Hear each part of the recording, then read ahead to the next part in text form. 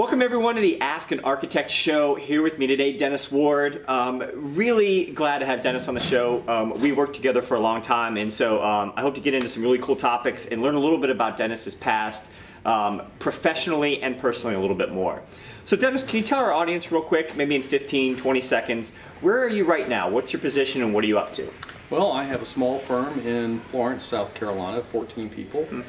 Been in private practice for over 35 years. And so this is kind of nearing the end of my professional practice phase of my life. Okay. So one firm for most of your career, correct? So what I want to really do here, Dennis, is kind of step through some of the stages of your career and have you highlight why you think you were successful at those stages. So let's start right after school when you graduated. Clemson graduate, right? Correct. So you come out and you start working. What are some of the things that really entrenched you in the firm, gave you a little bit of a competitive advantage, and really helped escalate your career beyond those, that entry-level position? Well, even before I graduated, I started working with this firm. Okay. Before I started college. So even internships? Even prior to that, when I knew I was going to architecture school, I went to a local firm and talked with them about architecture, and then told them that I wanted to work with them in the summer. Sure. And so they found a position for me because I was pushy. Okay. And so I ended up working there through all 6 years. And when I finished school, I had gone to Italy to study part of my graduate studies. Italy. And I realized that the world was bigger and smaller than I had thought it was just from being in South Carolina. Okay. So I decided I was going to go to Denver and work. Okay. Now, this is a decision I made not having a place to live, not having a job. It's just loading the car upon graduation and going out there. Yeah. And so within 3 days, I had 3 job offers and found a small place to live. So it was just setting goals and really being naive enough to not realize that I could fail. Yeah, it sounds like a little bit of fearlessness really was an advantage at that point. It was. So once you kind of got your feet underneath you and you started rolling in a firm, you're doing good work, and you're kind of working your way up, and maybe you just get your license and you just become a project architect or a project manager, whatever it may be. How did you escalate to the next stage of your career? How did you become a good manager of people, a good manager of projects? What kind of propelled you beyond, or to be a good project architect and project manager in the trenches? Well, for me, it was partly because the firm I worked with when I was out in Colorado doing my internship was a larger firm. Okay. And I wanted to know more about the practice. I wanted to learn all different aspects, but the firm size kind of kept me from doing that. Sure. So at that point in time, I realized that the firm I had worked with back in South Carolina was a smaller firm and really was going to kind of meet the goals that I had set for myself. You could get a comprehensive picture of everything. That's right. So I went back to this firm, and because it was smaller and I was able to work more closely with the owners of the company, they taught me their personal skills and management style, and so that helped me to move on faster. And they were willing to give me opportunities.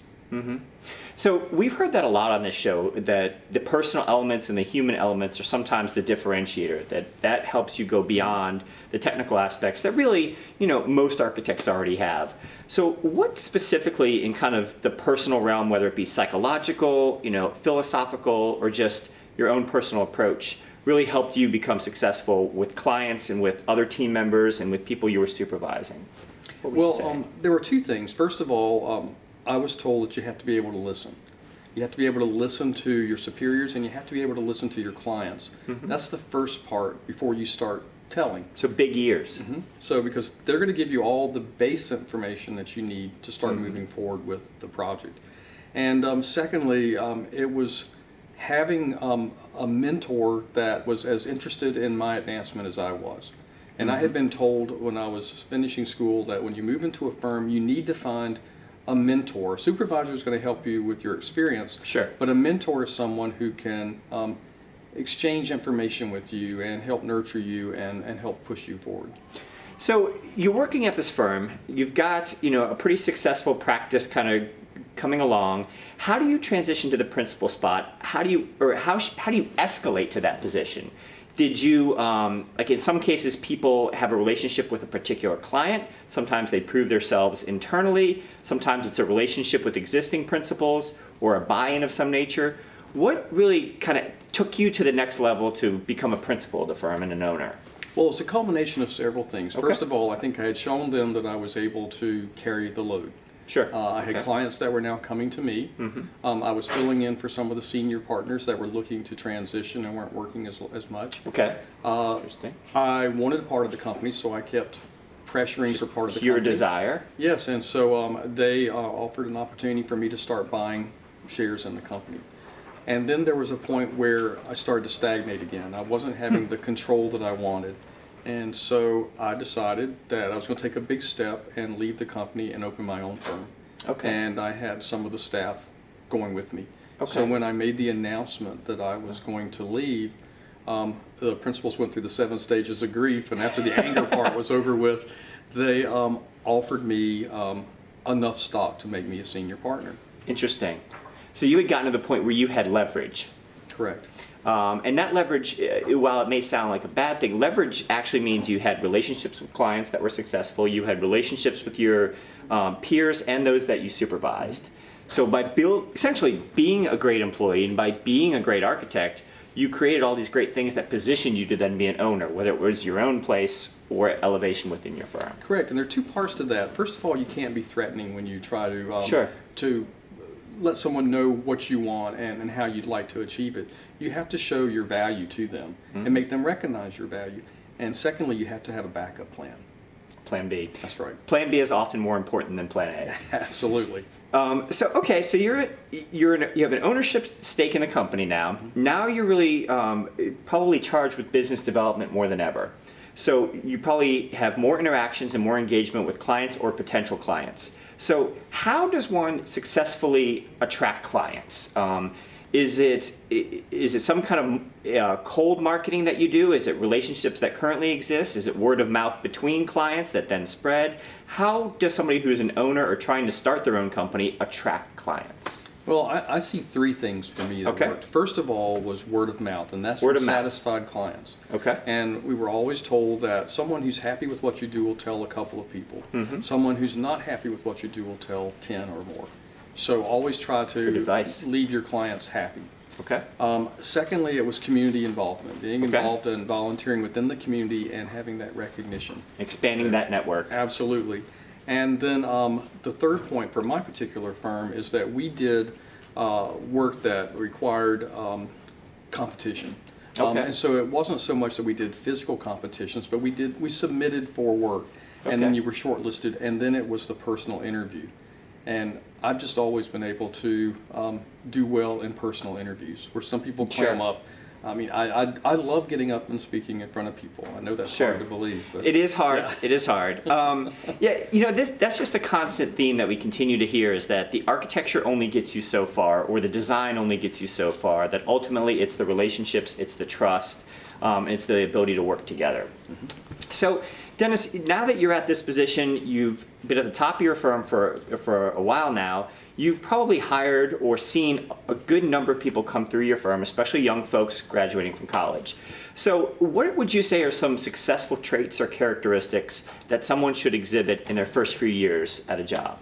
Well, my partners and I have had this discussion several times, especially recently when we're looking for new staff members. Okay. We try to bring in young people, people who are still in school, and people who Sure. recently have graduated. The same way you came up. That's right. We want to give back. However, one of the things that we say that we look for are people who remind us of ourselves at that age. I've never heard that before. We're not seeing that as much as we'd like. We don't see as many young people being as aggressive for whatever reason and taking on the responsibilities unasked that we've seen, and those that want to take chances as much, playing it safe. And it Interesting. could be because of the Great Recession. Sure. And that group not finding work, and then the next group Yep. hearing their story Being and now more timid about things.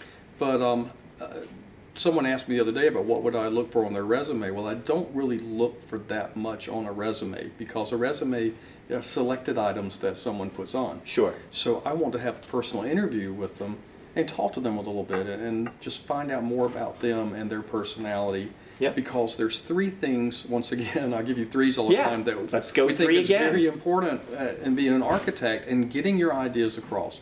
And the first one is visually. Okay. And of course, that's what you're trained to do in school, but the second way is verbally. And Okay. it's the spoken word. You have to be able to express your ideas even if you don't have anything physically to show them. I love that emphasis on communication. And Yep. the third is the written word. So there are times when you have to submit in writing, and you still have to be able to get your idea for your design across. So Yep. someone who has the skills in writing, in speaking, and also in design, those are the things that we're looking for. That's fantastic advice. So it's not necessarily the software that you know or the professors that you had or the specific education, but really, can you bring some of those communication traits and characteristics to the table? Absolutely. So, okay, Dennis, we've kind of walked through several different stages of your career. We've looked back at, what you're looking for from the younger folks. So, when somebody gets to your stage where you're kind of, you're trying to figure out how to essentially end the career properly, what kind of things are you thinking about? What's in your mind now? Just give our folks a snapshot of when you're at the end of the career, what your mindset is like, what you're thinking, not only for their future, but so that they can maybe relate a little bit better with their principals and their supervisors. Yeah, and it really worries me when you say end of my career. The latter and half. this, not even that. It's just like when you're just leaving school. Sure. I'm now looking for the next challenge. Okay. Because I've been doing this for 35 years. Okay. And even though each project is different, I'm not feeling the challenge that I've had when I was younger. So now I want Great, something yeah. else to Expand stimulate upon me and that. Yeah. I want something else to stimulate and challenge me. And so the volunteer work that I've been doing, especially through NCARB and now with AIAS, and seeing all the other possibilities that young people have, students and recently licensed architects have that we didn't have, because our choices were either you got licensed or you did something else. I want to do some of that too. I'm being exposed just like the young people are to other things, and so I'm thinking about a lot of different opportunities. Do I do some teaching? There's areas that I think I would be fairly good with in professional practice, things like that. Do I move on to other boards of other organizations? Interesting. Yeah. I like making change, and you can make change on any level, and you can make change within your community, within your practice, within your state. But having a platform that's a national platform where you're exposed to other people who also have a powerful voice, helps you to make a change that affects a lot of people. I love that, Dennis. I feel like that's very relatable to everybody at any stage of a career, because I even hear that from folks in the younger side where they get to a certain point in their job, or whether it's their city or personal life, where they feel like they've kind of hit, a little bit of a plateau, or they're just looking for they're looking for what's next. What's that next challenge? And it's somewhat refreshing to hear you say that, because again, that's relatable. Somebody who's at the younger stages of their career can look to you or look to their supervisors or bosses or principals and say, that person's just like me. They have goals and desires and interests, and they want to challenge themselves too. So I think that's an exceptionally relatable aspect, and I've never heard it phrased like that. So Dennis, just to wrap up, one more thing as folks are kind of getting on the cusp of graduation, for anybody who's finishing up school here, what's the best piece of advice? We've already talked about communication, but at an even higher level, life planning, career planning, what can you do to motivate folks who are on the cusp of graduation right now? I think from a motivation standpoint of finding a job, that's not a problem.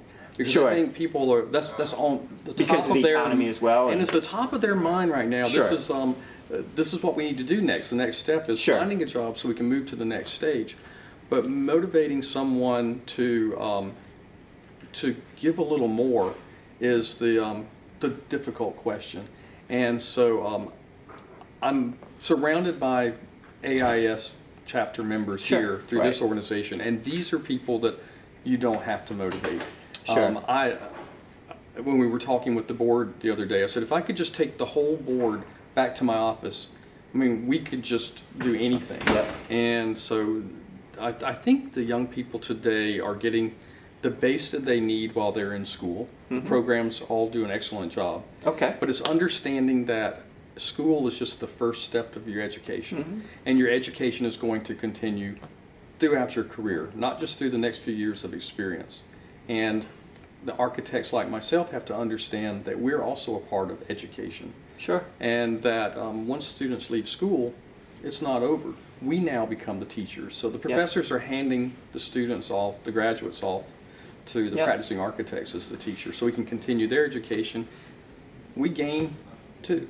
So it's essentially knowing what stage of the career you're in, being just acknowledging that and doing the best you can to excel at that point, at the present. And then when you get to the next stage, excel at that point and excel at that point. Those points are different and they require different things, but do the best you can at each stage along the way. True, and it's always remembering the same thing that you do as you're solving problems within a design, is that That's perfect. there's multiple ways to end up with the result.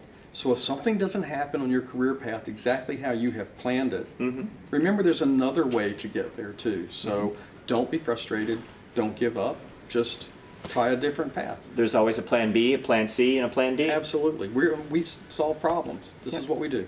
Dennis, this has been fantastic. Thanks, Nick. Thanks so much for being on the show, and we'll for see having you me. next time on the Ask an Architect show.